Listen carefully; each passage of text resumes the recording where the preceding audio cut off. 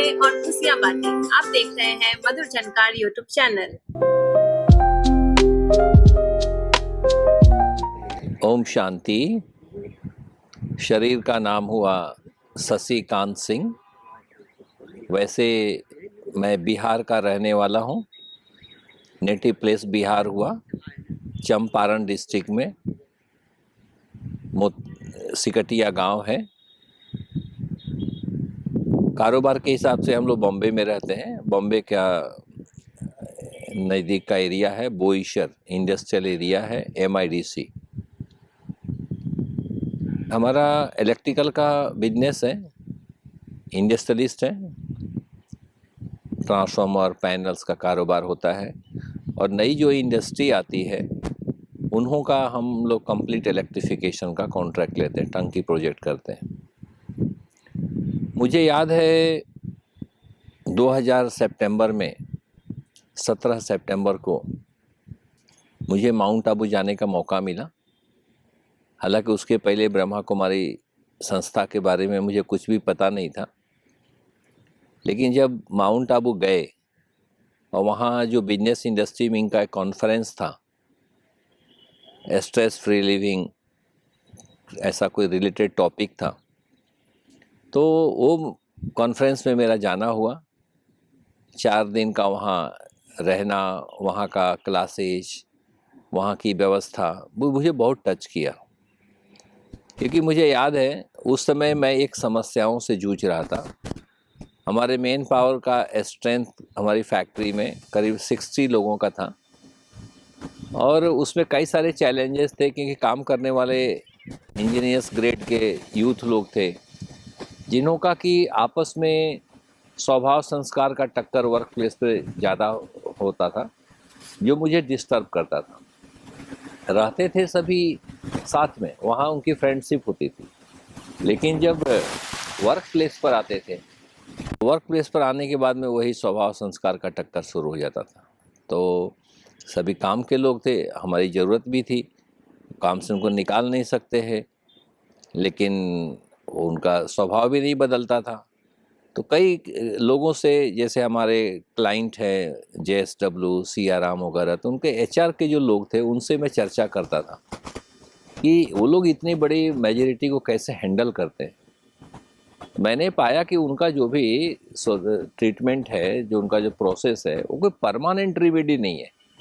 मुझे खोज थी एक परमानेंट रेमेडी की, जो मैं सिस्टम एडॉप्ट करूं और लोगों के स्वभाव में परिवर्तन आए और जैसा मैं चाहता हूं वैसा लोगों का बिहेवियर चेंज हो। तो माउंट आबू जाने के बाद मैंने वो चीज़ दिखाया। मुझे याद है करीबन 5,500 के आसपास में टोटल लोग वहाँ पर शांति वन करके एक परिसर है ब्रह्मा कुमारी का, वहाँ पे थे। और ये 4-5 दिनों में कोई अव्यवस्था नाम की चीज़ हमने नहीं देखी, ना ही किसी को कोई बात के लिए शाउट करते हुए, ऑर्डर करते हुए देखा। एकदम साइलेंटली काम चल रहा है, सबके चेहरे पर खुशी है। माने इतना अद्भुत उसका प्रभाव पड़ा मन पे कि हमको लगा कि हमें भी तो यही चाहिए। मैं वही तो चाह रहा था, ऐसी व्यवस्था हमारे यहाँ भी हो जाए। तो उसमें कई बातें उजागर हुई और जो दिल को टच किया। मुझे याद है कि वहाँ पे जो लोग भोजन परोसने वाले भी लोग होते थे, एकदम चेहरे पर सबकी खुशी, बड़े प्यार से भोजन सर्व करना। वहाँ के दादी से मिलना हुआ, बड़ों से मिलना हुआ, किसी के अंदर कोई अहम भाव, पद पोजीशन का हमको मिला ही नहीं। तो वहीं से एक संकल्प बुद्धि में बैठ गया कि जब मैं अपने वर्क प्लेस पर जाऊंगा वापस बोईसर, तो ऐसा एक मेडिटेशन कमरा मैं बनाऊंगा। क्योंकि मुझे समझ में आ गया कि इस शरीर से काम करने वाला कौन है, वो है आत्मा। आत्मा ड्राइवर है। तो ड्राइवर के संस्कार को अगर ठीक रखा जाए, ठीक कर दिया जाए, तो इस शरीर से होने वाला जो भी कार्य है वो स्वाभाविक रूप से अच्छा होगा। तो ये बुद्धि में बैठ गया और मैं बोईसर वापस जाने के बाद में खुद योग करना, राजयोग का प्रैक्टिस शुरू किया। सुबह 2 से 5 में योग करता था, क्योंकि मुझे एक ये फीलिंग थी कि मैं तो बहुत लेट आया हूँ इस ज्ञान में, और मेरी गाड़ी ट्रैक से उतरी हुई है। तो गाड़ी को हम लोग जैसे ट्रेन को देखते हैं, ट्रैक से उतर जाता है तो उसको फिर से ट्रैक पर लाने के लिए बहुत सारे एडिशनल अरेंजमेंट करने पड़ते हैं, ऐसे क्रेन्स वगैरह वगैरह। और एक बार जब फिर से गाड़ी ट्रैक पे आ जाती है तो करंट दो तो चलना शुरू कर देता है। तो मेरी बुद्धि में बैठ गया कि मेरा जीवन तो ट्रैक से काफ़ी उतरा हुआ है, तो मुझे ये 1 घंटे का राजयोग करने से काम नहीं चलेगा। तो मैं सुबह 2 से 5 अमृत बेला योग करता था और ये कई वर्षों तक ये सिलसिला चला। तो हमारे अंदर में कुछ चेंज आया, हमारे बिहेव में चेंज आया और इसका नतीजा हुआ कि हमारे लोगों के अंदर भी चेंज आया। सभी को कोर्स कराया, मेडिटेशन को भी करने का इंस्पिरेशन मिला। तो इस प्रकार से हमारे फैक्ट्री में जो माहौल के अंदर जो परिवर्तन मैं चाहता था वो प्रैक्टिकली मुझे मिलना शुरू हो गया।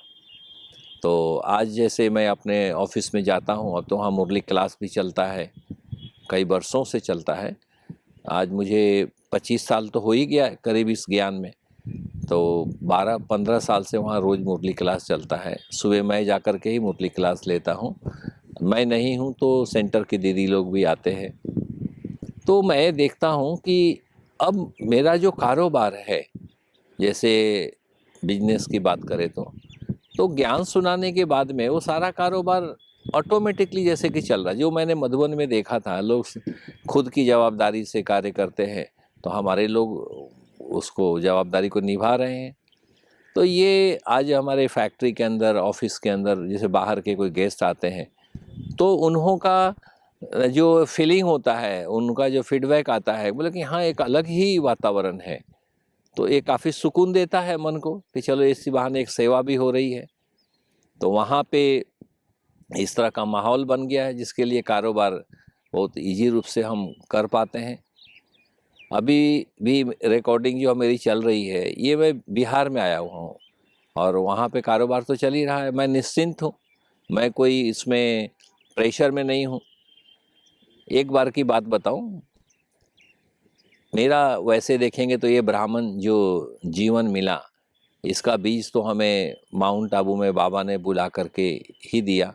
निमित्त विले पार्ला सेंटर रहा बॉम्बे का, लेकिन बाद की जो पालना है वो मुझे बिहार से रानी दीदी के द्वारा ज़बरदस्त प्राप्त हुआ। चाहे हमारे नेटिव सिकटिया में पहले बार प्रोग्राम कराना हो, एक कॉल के ऊपर दीदी ने पूरा प्रोग्राम करवा दिया 7 दिन का। और उस समय भागलपुर में अभी जो वर्तमान में रह रही हैं अनीता दीदी, वो आए थे, उनके साथ में 14-15 लोग भी आए थे और भी भाई बहनें, रघुवंश भाई वगैरह। ये प्रोग्राम जो हुआ वो हमारे दिल पे एक छाप छोड़ दिया। जैसे पहले मैं मुरली नहीं सुनता था, खाली योग करता था, तो अनीता दीदी ने पक्का कराया कि आप जो है ना रोज़ मुरली सुना करो। तो वो हमारी बुद्धि को बैठ गया। तब से मैंने मुरली क्लास रेगुलर शुरू कर दिया। उसके अलावा रानी दीदी से जो मुझे पालना मिली, एक माँ का प्यार मिला, वो बड़ा अद्भुत छाप हमारे दिल पे छोड़ा।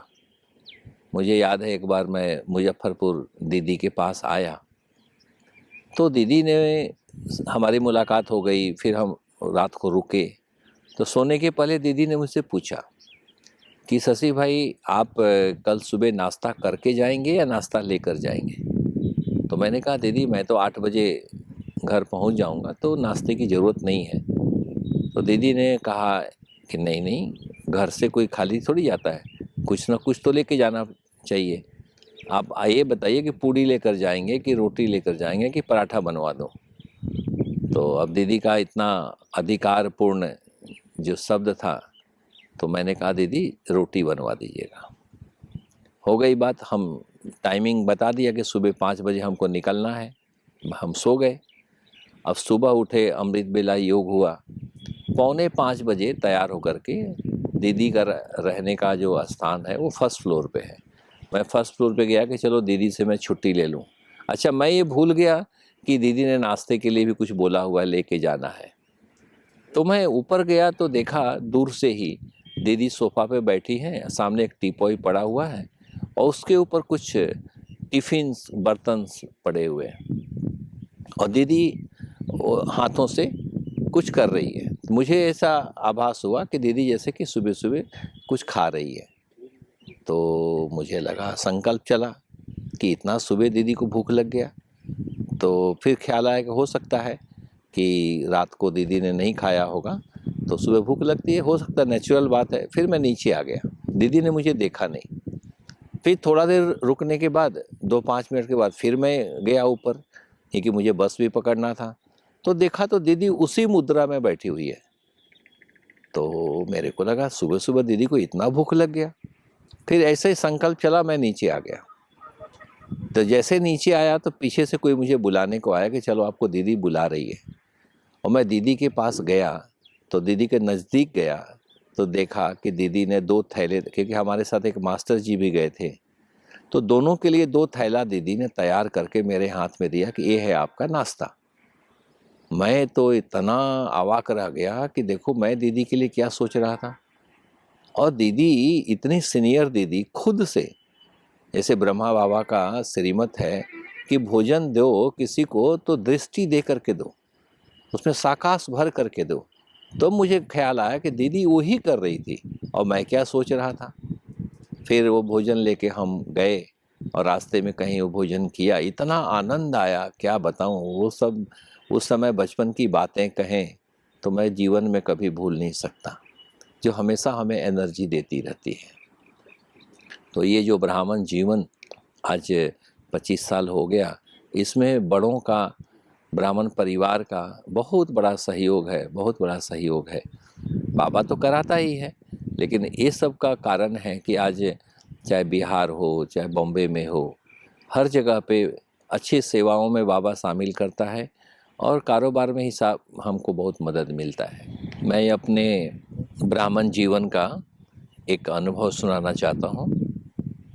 ऐसे तो मुझे 25 साल में काफ़ी सारे अनुभव बाबा ने कराए हैं, परंतु एक मैं आपको बताना चाहता हूँ। एक बार की बात है, एनुअल मीटिंग के लिए मेरा माउंट आबू जाना हुआ था।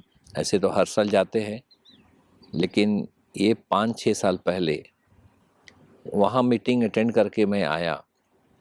तो आकर के हमारे ये लोकल सेंटर है, वहाँ पे हीरल दीदी रहती है, उनको मैंने कहा कि दीदी जो मैं वहाँ से जानकारी लेकर आया हूँ, बाकी सेंटर्स के बहनों को भी आप बुलाइए। तो मैं उनसे अपना अनुभव शेयर करूं।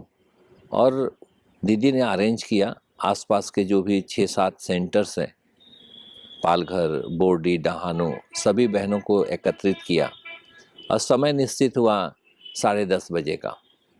हम पहुंच गए सेंटर पे। तो जाने के बाद दीदियाँ आई। उसी बीच में ऐसा हुआ कि हमारा जो मार्केटिंग टीम है वो दमन वापी के तरफ गया हुआ था और वहाँ से उनका फ़ोन आया कि सर आपको यहाँ 11:30 बजे पहुँचना है, क्योंकि किसी कंपनी, बहुत बड़ी ग्रुप है, उनका चेयरमैन आए हुए हैं और एक प्रोजेक्ट के बारे में नेगोशिएशन चल रहा था, वो आज फाइनल करने वाले हैं। तो मैं सोचा कि मैं तो अभी मीटिंग में हूँ और बोईसर से दमन जाना 2 घंटे की जर्नी है, तो मैं तो पहुँच ही नहीं पाऊँगा। तो मैं दीदी को रिक्वेस्ट किया कि दीदी ऐसा ऐसा मेरे को कॉल आया है तो मुझे जाना पड़ेगा, तो मीटिंग अपन फिर बाद में रख लेते हैं। तो दीदी ने कहा कि बिल्कुल नहीं, बहुत मुश्किल से बहनें जमा हुई है, तो आप मीटिंग करके जाओ। मैं निश्चिंत हो गया, चलो बाबा की आज्ञा है, बाबा का कार्य है, मैं निश्चिंत हो गया। जैसे बाबा बोलता है ना, बेफिक्र, तो फिक्र कुछ नहीं रहा, एकदम बाबा पे छोड़ दिया।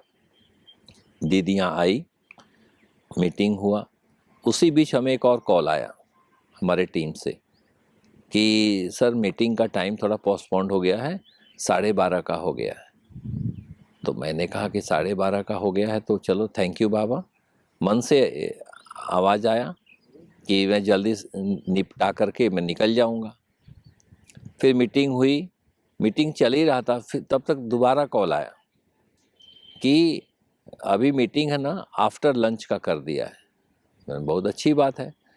मेरे को मन में इतनी खुशी हुई कि बाबा क्या कर रहा है, देखो बाबा, मैं बाबा के कार्य के लिए बैठा हूँ तो बाबा उधर हमारा कार्य भी कर रहा है, वो भी तो बाबा का ही कार्य है।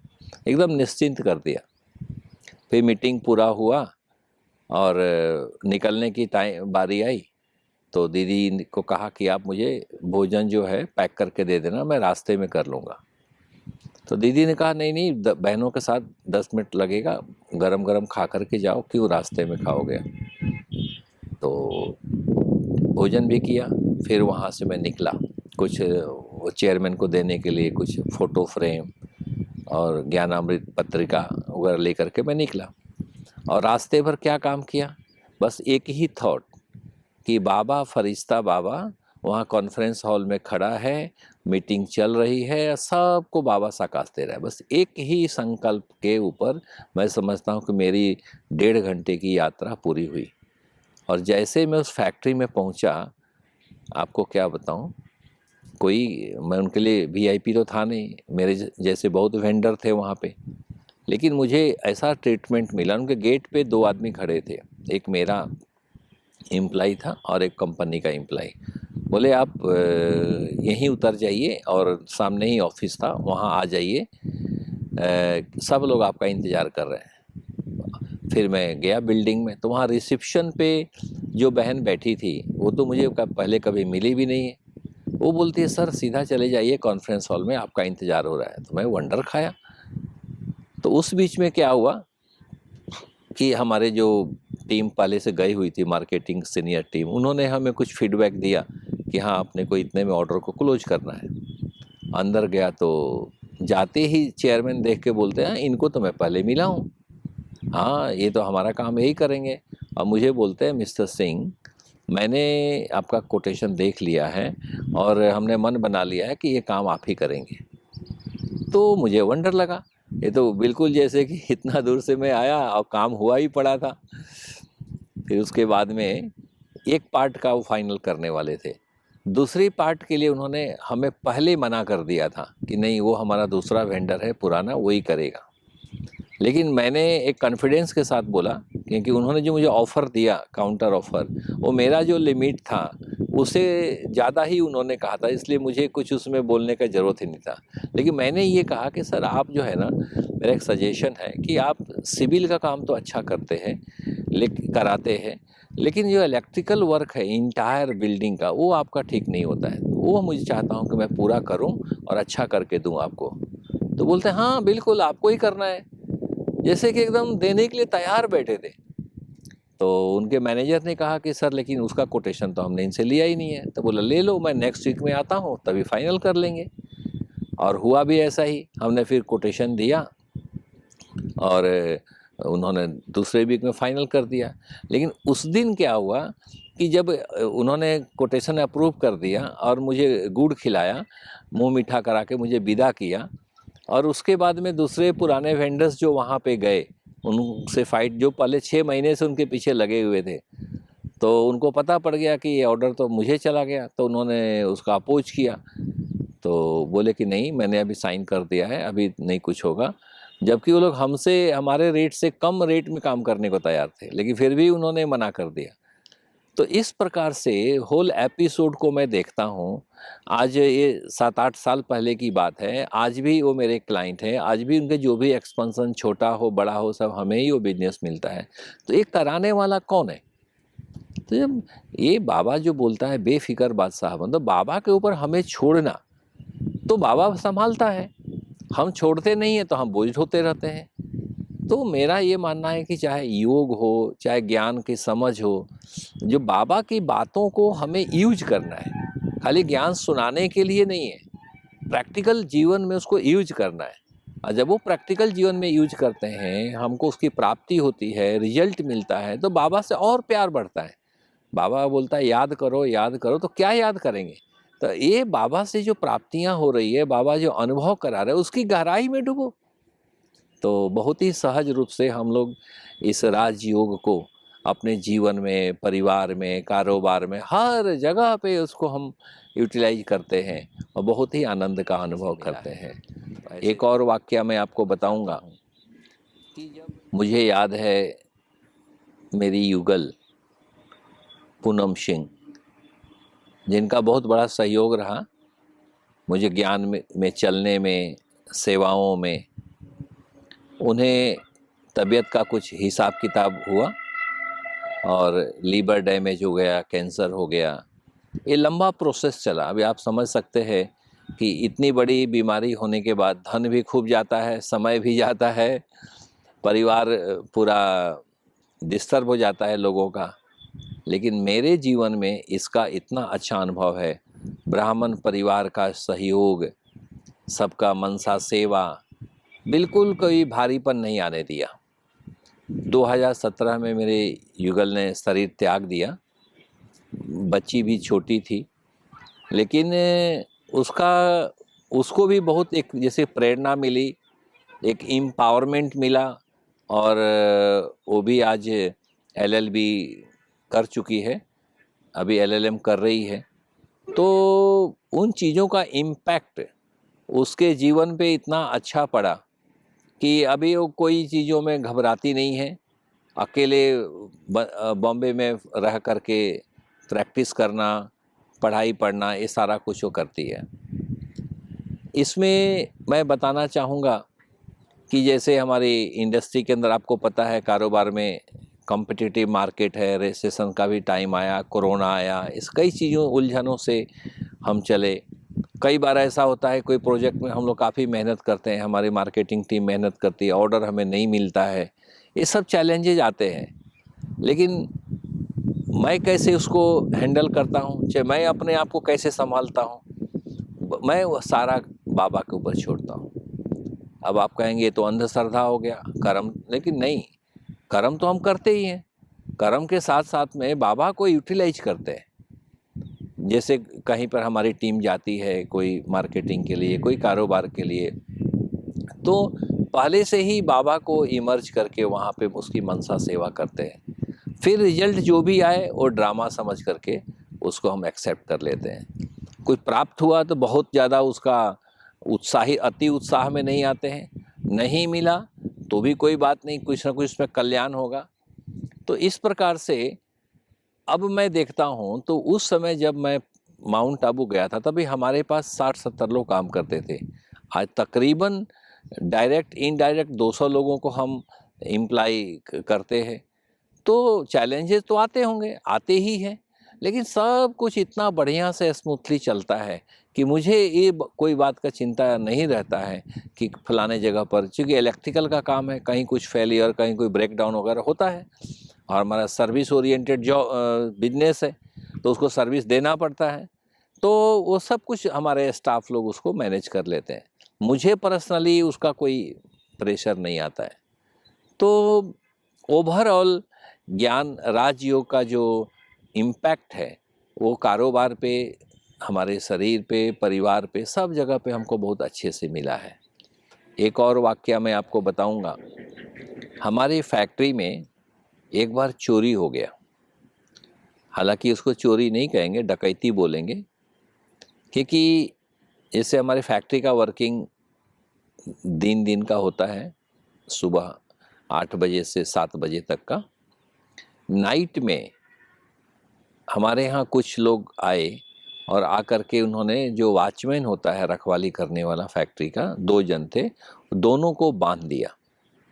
और बांध करके जो कॉपर का आइटम होता है, जो ट्रांसफार्मर में ह्यूज क्वांटिटी में लगता है, ऐसे ऐसे फिनिश गुड्स वो लोगों ने पूरे ट्रक भर के लेकर गए। उस समय कुछ एक्सपोर्ट का हमारा ऑर्डर था, ऑलमोस्ट कंप्लीशन स्टेज में था, वो भर के लेकर चले गए। करीब 40 लाख का वैल्यू था उसका। अब मैं सुबह उस समय 8 बजे से मुरली क्लास कराने के लिए आता था, तो 7:45 बजे जैसे मैं घर से निकला तो मेरे मैनेजर का फ़ोन आया कि सर ऐसा ऐसा फैक्ट्री में वाकया हो गया है।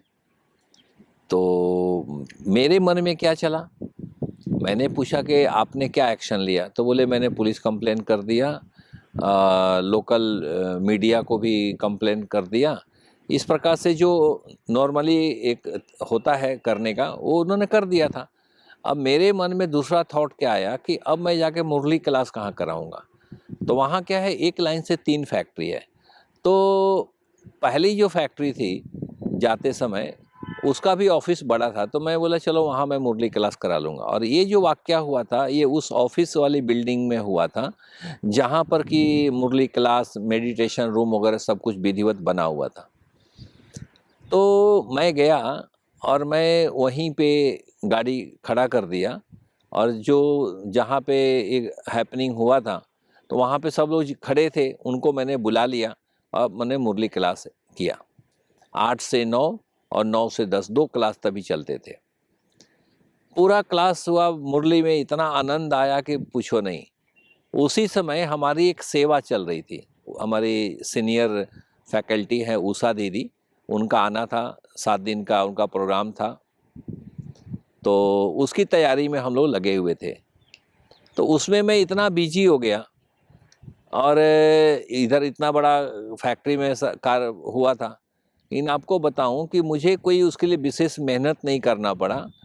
2 महीने के अंदर सारे चोर पकड़े गए और सारा सामान रिकवर हो गया। उन्होंने थोड़ा उसको डैमेज ज़रूर किया था, लेकिन वैल्यू वाइज देखेंगे तो ज़्यादा डाउन नहीं हुआ था। वो सारे सामान हमारे मिल गए, और जबकि कहीं पर मैंने फालतू कोई खर्चा नहीं किया।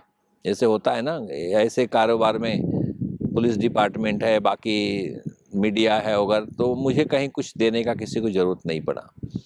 तो मैंने क्या किया, पूरा का पूरा मैंने बाबा पे छोड़ दिया था। तो ये मेरे जीवन का एक बहुत अलग अनुभव है कि बाबा कैसे कैसे मदद देता है। अब आप मेरे स्पीच में बाबा बाबा सुन रहे हैं तो सोचते होंगे कोई साधु बाबा होगा, दाढ़ी मूछ वाला, ऐसी कोई बात नहीं है। ये परम पिता परमात्मा की बात है, जो मैं आत्मा के पिता है। बाबा माने सभी का पिता। तो ये पिता के ऊपर जब हम छोड़ते हैं तो मुझे ये लाभ मिला, और इसीलिए तो भक्ति में भी इतना गायन है। परमात्मा को सारे संबंध लोग जोड़ते हैं, कुछ भी हुआ तो उसको ही याद करते हैं, चाहे वो किसी भी धर्म का हो, हाथ ऊपर ही करके गॉड को बुलाते हैं। तो ये परमात्मा की बात है। तो ये भी एक मेरा अनुभव रहा। तो ऐसे तो 25 साल में काफ़ी सारे अनुभव हैं, लेकिन एक छोटा सा अनुभव मैंने आपको एक बताया। फिर आगे मिलेंगे और भी अनुभव सुनाएंगे। ओम शांति। Thank you.